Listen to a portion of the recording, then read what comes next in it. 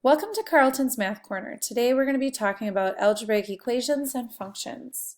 To begin, please make sure you have your math journal out as well as your vocabulary packet. And of course, a smile on your face.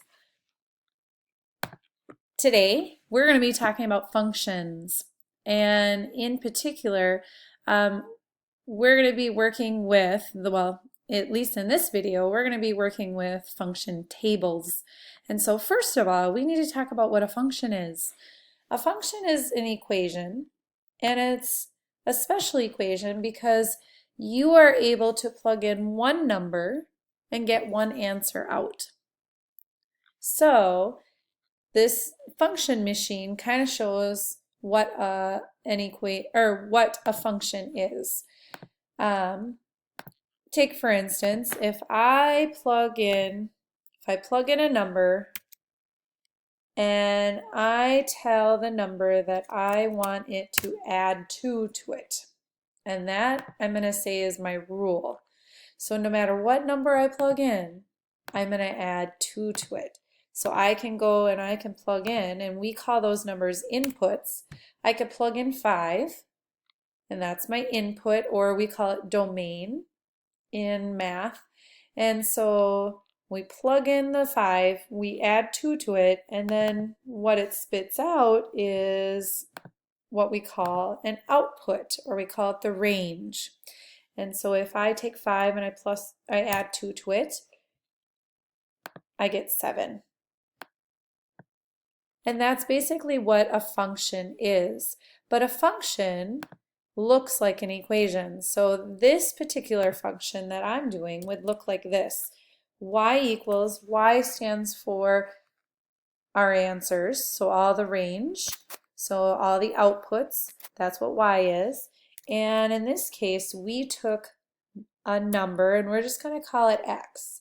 So we plugged in 5, but we could plug in any number, and we added 2 to it. That was our rule. And so this right here is what a function looks like. This is an example of it. And it basically just shows us a rule to follow for every single number that we plug in for X, and then it spits out an answer for us. And over here, this is a function table. And this function table shows us all the numbers that we put in, and then all the numbers that we create, like all the answers we create or the outputs. Now this is one example. This is actually the most basic function table because this doesn't show any of our work. It doesn't show like the rule that we are using. I'm going to show you another table that actually shows us, how you can write down the rule and your work steps. Okay, so a function is an equation that has one input and one output. So one number plugged in equals one answer. Then a function rule is just what operation or operations are you performing on the input. So the numbers we're plugging in, what are you doing to them? Are you adding, multiplying, subtracting, division, like which operation or operations? Sometimes you do more than one thing to the number. Function table is just a way to organize all of your inputs and your outputs, or we call them all your domains and your ranges. So domain is the set of inputs, range is the set of outputs. So it's just listing all the numbers you plugged in and then all the answers you got out, and that's what domain and range are. Please make sure that these terms get in your vocabulary packet. Okay, then here's our target we're going to start off with. I can complete a function table. And so here's an example of a function table that has a spot where it shows like the rule, and then it shows a title of input, and we call those all of our X's. Those are the ones that we're plugging in. and then our output, all the numbers that we are creating, we're getting an answer for. Okay, and so we're going to start off with this problem. It says, suppose a student movie ticket costs $7. Make a function table that shows the total cost for 1, 2, 3, and 4 tickets. So what we need to do is, first of all, we know that if it's $7 per ticket, I know that for one ticket, it would cost $7. Okay, how much would it cost for 2 tickets? Correct, it would cost $14. 3 tickets, $21, and 4 tickets, correct, $28. Now what did you do? What operation did you do to each of these numbers? Like what relationship are there between these numbers, the tickets, and the costs? What are you doing with them? Okay, I'm sure some of you said you're doing repeated addition, like you're adding 7 every time. 7 tickets, or 1 ticket is $7, then 2 tickets, 7 plus 7 is 14. Is there another way, a way that is more efficient, something that's quicker that you could do? Exactly. We can take 7, or we could take 1 ticket times 7, and that would be $7 for 1 ticket. 2 tickets times 7, and we get $14, and etc. And so this is what it looks like. So 1 ticket, y, remember, is our answer. It's our outputs.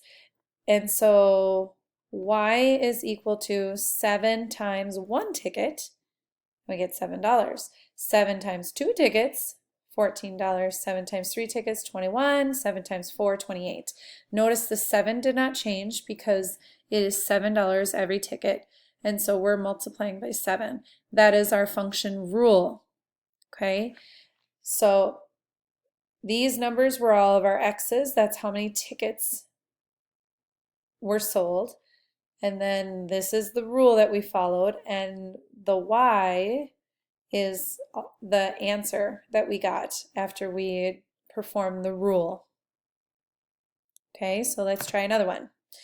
Let's say I give you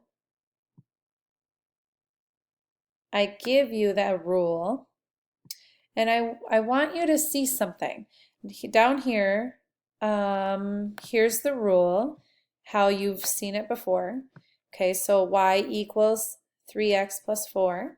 That means for every number I plug in, I am going to put parentheses around it, and I'm going to multiply by 3, and then I'm going to add 4.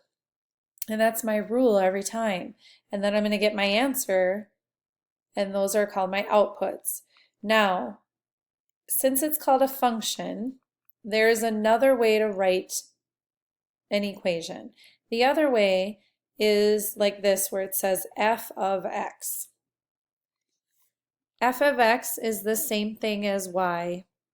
It's just another way to write it. It just means that you're trying to find the function of x. You're trying to plug in a bunch of numbers for x, which is over here, and it's spitting out an answer for you. And so this is another way of writing our outputs, f of x. Okay, I just want you to know that it can be seen differently. A function can be written differently. We are going to mostly use this way, y equals. Next year you'll have more of a focus in maybe 8th grade where you have f of x. Okay, so let's plug in some numbers. So here we have it set up at the top. Here's our rule, 3x plus 4. So let's figure this out. If I have 1, I plug it in. Remember, put parentheses around it so I know that they're next to each other. It is times. 3 times 1 plus 4, I get 7. 3 times 2 plus 4, 10. 3 times 3 plus 4, 13. 3 times 4 plus 4, 16. What do you notice about these numbers on the side?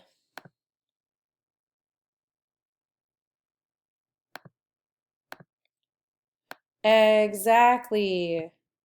Let's see if I can get this to flip. If you notice,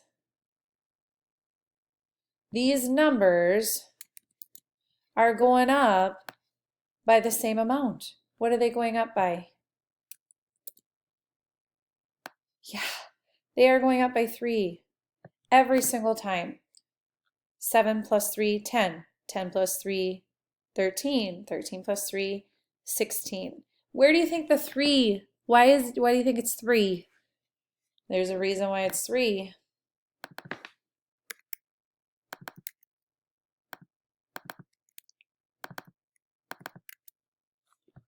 Exactly. The 3 actually comes from this part right here. Do you see where we're multiplying by 3 on every problem? Guess I only needed 3 threes.